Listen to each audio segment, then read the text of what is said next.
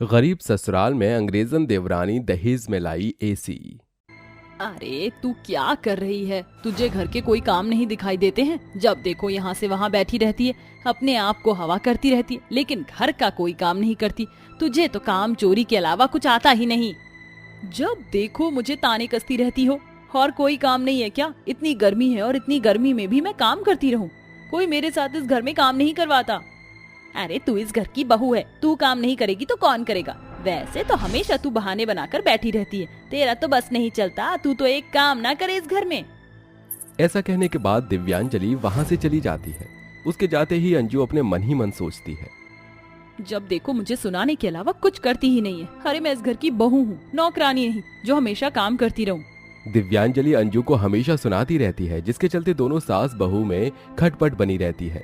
एक दिन अंजू को बहुत तेज गुस्सा आता है और वो अपनी सास से कह देती है, अरे ज्यादा ही दिक्कत है मुझसे, तो एक काम करो, अपने छोटे बेटे की शादी करवा दो, तो तुम्हें घर के काम करने के लिए एक बहू मिल जाएगी और मुझे थोड़ा सा आराम मिल जाएगा। अरे वाह, आज लड़ाई में तूने पहली बार अक्लमंद की बात की है। मेरा बेटा अब उम्र में बड़ा हो गया है और इसी दौरान मुझे उसकी शादी के लिए लड़की ढूंढ लेनी चाहिए, ताकि इस घर में एक और बहू आ जाए। दिव्यांजलि की सारी बातें उसका बेटा रोहित सुन लेता है, जिसके बाद वो फौरन अपनी माँ के पास आता है और मुस्कुराते हुए कहता है, अरे आपको लड़की ढूंढने के लिए कष्ट उठाने की कोई जरूरत नहीं है। मैं तो पहले ही लड़की ढूंढ कर बैठा हूँ।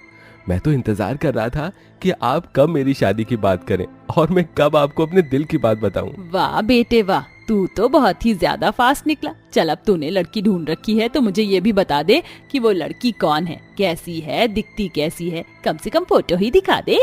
रोहित अपने फोन में दिव्यांजलि को उसकी बहू की फोटो दिखा देता है, जिसे देखते ही दिव्यांजलि हैरान रह जाती है और कहती है, अरे ये तो एक अंग्रेजन है बेटा, तू अंग्रेजन से शादी कैसे करेगा और फिर वो हमारी भाषा कैसे समझेगी? अरे ऊपर से हमारे सामने इंग्लिश में पटर पटर बोलेगी। अरे नहीं माँ, अलीना बहुत अच्छी है और उसने मेरे लिए हिंदी भी सीखी है। आप लोगों को दिक्कत नहीं होगी। और आपको पता है, अलीना बहुत अच्छे परिवार से है। हम लोग कितने गरीब हैं, लेकिन हमसे 4 गुना अमीर हैं वो लोग।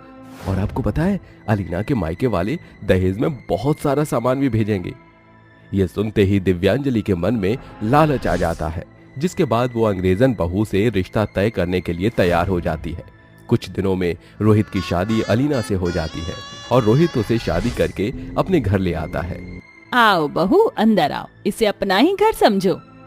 हे भगवान, तुम्हारा घर कितना छोटा सा है और ऊपर से देखो तो सही कितनी गर्मी है। यहाँ मुझसे तो बिल्कुल भी बर्दाश्त नहीं हो रहा। रोहित डार्लिंग, हमारा कमरा कहाँ है? अरे रोहित, तू हमारी शक्ल क्या देख रहा है? चल जा, जल्दी से बहू को उसके कमरे में लेकर जा, थोड़ी देर फ्रेश होगी तो अच्छा लगेगा। हाँ हाँ बिल्कुल, और मेरी बात सुनो, मैं दहेज में एसी लेकर आई हूँ। मुझे तो पता ही था तुम जैसे गरीबों के घर में एसी होना नामुमकिन बात है, इसलिए वो एसी हमारे कमरे में लगवा देना। एसी का नाम सुनते ही दिव्यांजलि बहुत खुश हो जाती है, जिसके चलते वो एसी अलीना के कमरे में न लगवाकर बाहर हॉल में लगवा देती है। कितनी देर हो गई है, मैं फ्रेश भी हो गई हूँ और कपड़े भी चेंज कर लिए, लेकिन अभी तक एसी नहीं लगवाया गया है मेरे कमरे में। मैं ही देखती हूँ आखिर मेरा एसी कहाँ है। अलीना जैसे ही अपने कमरे से बाहर निकलती है, वो हॉल में घर के सभी मेहमानों को और अपनी सास को, यहाँ तक कि अपने पति और जेठानी को भी हॉल में एसी की हवा खाते हुए देखती है। वाह भाई साहब वाह, देखो तो सही, मेरे एसी की ठंडी ठंडी हवा में तुम लोग सारे अपने पैर पसार कर कैसे सो रहे हो। जरा भी शर्म नहीं आती बहू का नया एसी इस्तेमाल करते हुए? अरे बहू, तू ही दिमाग लगा, एक एसी अगर तेरे कमरे में ही रहेगा तो सिर्फ उसका आनंद तू ही उठा पाएगी, लेकिन यहाँ देख कितने लोगों को एसी की हवा मिल रही है। दूसरों का भला करना बहुत अच्छी बात होती है। मेरे माता पिता ने एसी मेरे भला करने के लिए ही भिजवाया है, ना कि आप सभी पलटन के लिए। मैं सीधे स्वभाव से कह रही हूँ, ये एसी मेरे कमरे में होना चाहिए। ये सुनते ही अंजू कहती है, अच्छा जी, अगर ऐसी बात है तो फिर मुझे भी मेरे कमरे में एसी चाहिए। अगर इस घर में एक बहू के कमरे में एसी होगा तो दूसरे के कमरे में भी एसी होना चाहिए। ये एसी मेरा है तो मेरे कमरे में ही लगेगा। अंजू डंडा लेकर आती है और एसी को तोड़ने के लिए सबसे कहती है, अगर एसी मेरे कमरे में अभी के अभी नहीं लगा तो मैं अभी के अभी इस एसी को तोड़ दूंगी। फिर ये अंग्रेजन यानी कि विलायती बहू अपने हाथ पर हाथ धरे बैठी रह जाएगी और कुछ नहीं हो पाएगा। अरे बड़ी बहू, तू बौखला गई है क्या? दूसरे की चीज पर अपना हक नहीं जमाया करते। ये एसी इस घर में अंग्रेजन बहू के ससुराल से आया है, ना कि तेरे ससुराल से। अरे दहेज पर ससुराल वालों का हक होता है, इसलिए पहले ये एसी मेरे कमरे में जाएगा और उसके बाद मेरी देवरानी के कमरे में इसी प्रकार धीरे धीरे एसी हर किसी के कमरे में लगाया जाएगा। अंजू के ऊपर चंडालनी देखकर घर के सभी सदस्य हैरान रह जाते हैं और न चाहते हुए भी इस दौरान रोहित को हॉल के अंदर से एसी हटाकर अंजू के कमरे में लगाना पड़ता है, जिसके बाद अंजू अपने कमरे में एसी की ठंडी ठंडी हवा खाने लगती है, तो वहीं अंग्रेजन बहू अपने पति रोहित के साथ कमरे में बैठकर रोने लगती है। अरे ये दिन दिखाने के लिए आपने मुझसे शादी की थी कि मेरी चीजों के ऊपर मेरी जेठानी कब्जा करके बैठेगी। अरे एक ही तो एसी है, उसे भी कभी हॉल में लगाया जा रहा है तो कभी जेठानी के कमरे में। अरे मेरा एसी मेरे कमरे में कब लगेगा? रोहित किसी तरह अलीना को चुप करवाता है, लेकिन वो कुछ नहीं कर पाता। वहीं देखते ही देखते रात हो जाती है और रात के समय अलीना अपने दिमाग में एक तरकीब सोचती है। बहुत एसी की हवा खा रही है मेरी जेठानी, लेकिन अब मेरे एसी को कोई हाथ भी नहीं लगाएगा। इतना बड़ा 440 का झटका जो लगेगा। अलीना रात के अंधेरे का फायदा उठाकर अंजू के कमरे में जाती है और एसी की नंगी वायर निकालकर नीचे लटका देती है। अगले दिन जैसे ही सवेरा होता है, उसी वायर के ऊपर एक अचानक से बिल्ली आकर बैठ जाती है, जिसके चलते उसे बहुत जोर का झटका लगता है और वो मर जाती है। जब ये बात अंजू को पता चलती है तो वो नींद से उठकर हैरान रह जाती है। हे भगवान, भगवान का लाख लाख शुक्र है। अगर इस बिल्ली की जगह मेरा पैर इस नंगी वायर पर लग जाता तो शायद आज मैं इस दुनिया में ना बचती। अंजू हल्ला मचाकर पूरे घर वालों को अपने पास बुला लेती है, जिसके बाद वो ये हादसा घर के सभी सदस्य को बताती है। बिल्ली के मरते ही अंग्रेजन बहू को अपनी गलती का एहसास होता है और वो अपने मन ही मन सोचती है, ये मैंने क्या किया? अगर जेठानी जी का पैर इस बिजली के तार पर टच होता तो शायद वो इस दुनिया में कभी जिंदा ही नहीं रह पाती। मुझे ऐसा नहीं करना चाहिए था। एक दहेज में आए हुए एसी के लिए मुझे किसी की जान नहीं लेनी चाहिए थी।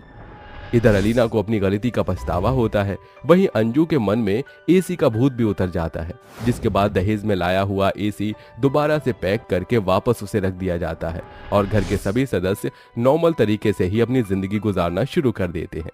अब दोनों देवरानी जेठानी एक दूसरे से अच्छे से बात करती हैं और खुशी खुशी रहने लगती हैं। दीपिका अपनी सास के पैर दबाते हुए कहती है, अरे माँ जी, अब तुम्हें क्या बताएं, तुम जानती हो कितनी गर्मी लगती है घर के काम करने में। हाँ माँ जी, दिन भर चूल्हे पर काम करने में पूरे शरीर के पसीने छूट जाते हैं। गर्मी के मारे मेरे घमौरी भी हो रही है, देखो। जब तुम इतने लंबे लंबे घूंघट पहनकर काम करोगी तो ऐसा ही होगा ना। तुम्हारी शादी को आज 1 साल हो गया है, लेकिन अभी तक तुमने ये घूंघट करना बंद नहीं किया।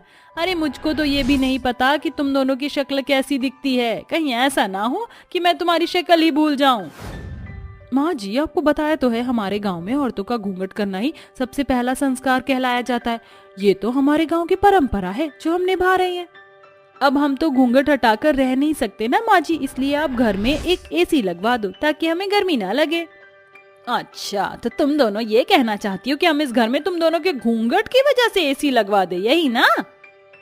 अंगूरी के इतना कहते ही वे दोनों चुप हो जाती हैं कि तभी वहां पर अंगूरी की तीनों मॉडर्न बहू आ जाती हैं और गर्मी से हांफते हुए कहती हैं, हाय हाय, कितनी गर्मी है। अरे माँ जी, ऐसा लग रहा है जैसे शरीर से आग निकल रही हो। इससे अच्छा तो बाहर होटलों में ही अच्छा लगता है, और या फिर ऑफिस में। कम से कम हमें वहाँ गर्मी तो नहीं लगती। हमारा घर इतना बड़ा है, सबके कमरे भी अलग अलग है, लेकिन हमारे घर के अंदर एक एसी तक नहीं है। अरे माँ जी, इतना पैसा क्या छाती पर लेकर जाओगी? एसी क्यों नहीं लगवा लेती हो?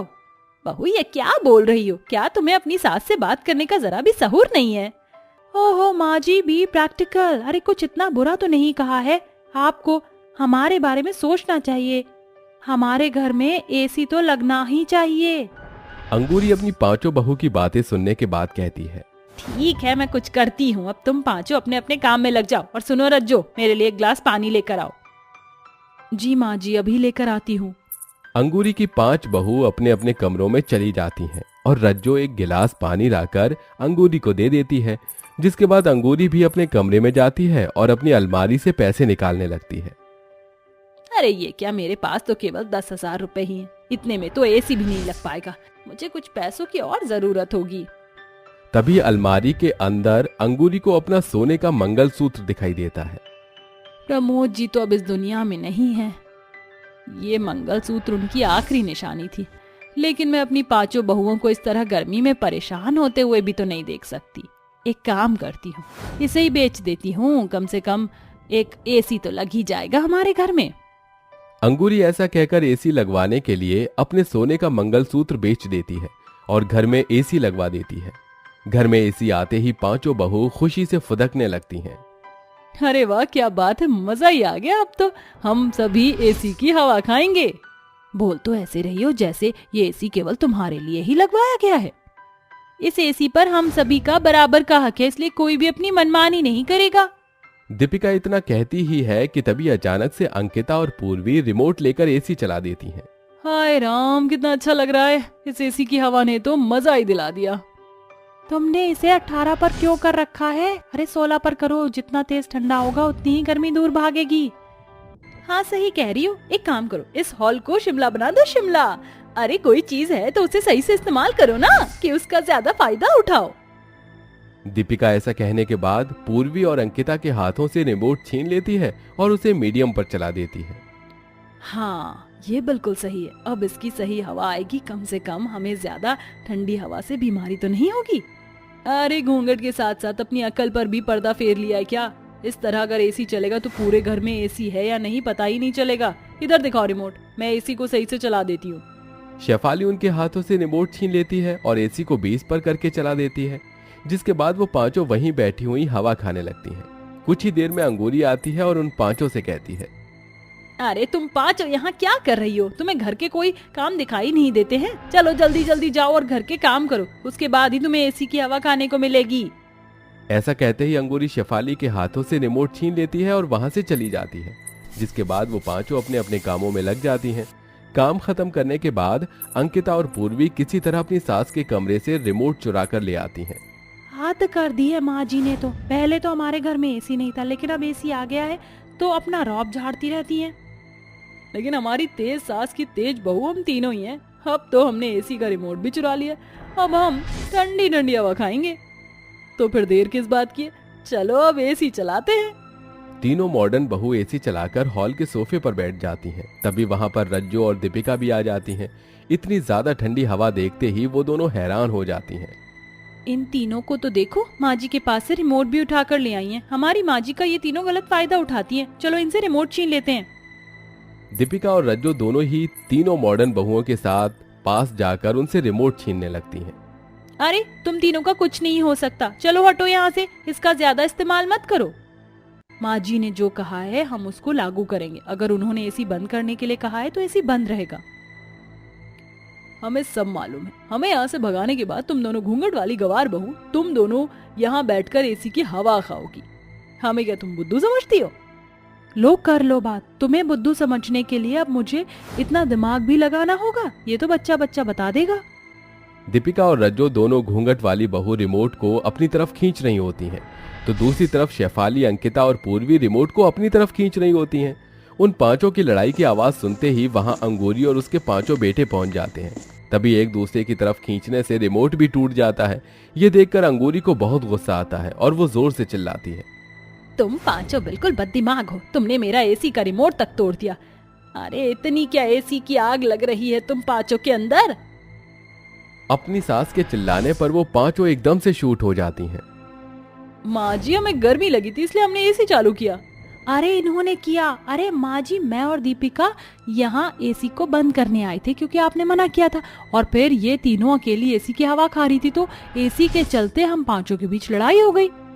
तुम पांचों को जरा भी अंदाजा है कि एसी किस प्रकार लगाया गया है? अरे मेरे पति की आखिरी निशानी, मैंने अपना मंगलसूत्र भी बेच दिया तुम पांचों को सुविधा देने के लिए, लेकिन तुमने क्या किया? एसी का रिमोट तोड़ दिया।